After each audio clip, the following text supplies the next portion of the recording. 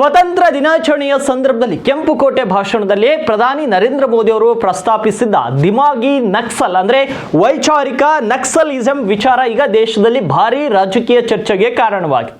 ಪ್ರಧಾನಿಯವರ ಹೇಳಿಕೆಗೆ ಪ್ರತಿಕ್ರಿಯಿಸಿದ ಕಾಂಗ್ರೆಸ್ನ ಹಿರಿಯ ನಾಯಕ ಪಿ ಚಿದಂಬರಂ, ನಾನು ದಿಮಾಗಿ ನಕ್ಸಲ್ ಎಂದು ಹೇಳಿಕೊಳ್ಳಲು ಹೆಮ್ಮೆ ಪಡುತ್ತೇನೆ ಎಂದು ಟ್ವೀಟ್ ಮಾಡಿ ಸರ್ಕಾರವನ್ನ ವ್ಯಂಗ್ಯವಾಡಿದರು. ಆದರೆ ಇದಕ್ಕೆ ಕೌಂಟರ್ ನೀಡಿರುವ ಬಿಜೆಪಿ ರಾಷ್ಟ್ರೀಯ ವಕ್ತಾರ ಡಾಕ್ಟರ್ ಸುಧಾಂಶು ತ್ರಿವೇದಿ 2006ರ ಏಪ್ರಿಲ್ 13ರಂದು ಅಂದಿನ ಕಾಂಗ್ರೆಸ್ ಪ್ರಧಾನಿ ಡಾಕ್ಟರ್ ಮನಮೋಹನ್ ಸಿಂಗ್ ಅವರು ನಕ್ಸಲಿಸಂ ಭಾರತ ಕಂಡ ಅತಿ ದೊಡ್ಡ ಆಂತರಿಕ ಭದ್ರತಾ ಸವಾಲು ಅಂತ ಹೇಳಿದ್ದನ್ನು ನೆನಪಿಸಿದ್ದಾರೆ. ನಕ್ಸಲಿಸಂ ವಿಚಾರದಲ್ಲಿ ಅಂದು ಮನಮೋಹನ್ ಸಿಂಗ್ ಹೇಳಿದ್ದು ಸರಿಯೋ ಅಥವಾ ಇಂದು ಚಿದಂಬರಂ ಅವರು ಹೇಳ್ತಾ ಇರೋದು ಸರಿಯೋ ಎಂದು ಸುಧಾಂಶು ತ್ರಿವೇದಿ ಕಾಂಗ್ರೆಸ್ ಪಕ್ಷವನ್ನ ನೇರವಾಗಿ ಪ್ರಶ್ನಿಸಿದ್ದಾರೆ. ದೇಶದ ಆಂತರಿಕ ಭದ್ರತೆ ವಿಷಯದಲ್ಲಿ ಕಾಂಗ್ರೆಸ್ ಪಕ್ಷದ ಈ ದ್ವಂದ್ವ ನಿಲುವಿನ ಬಗ್ಗೆ ನಿಮಗೇನನ್ಸುತ್ತೆ?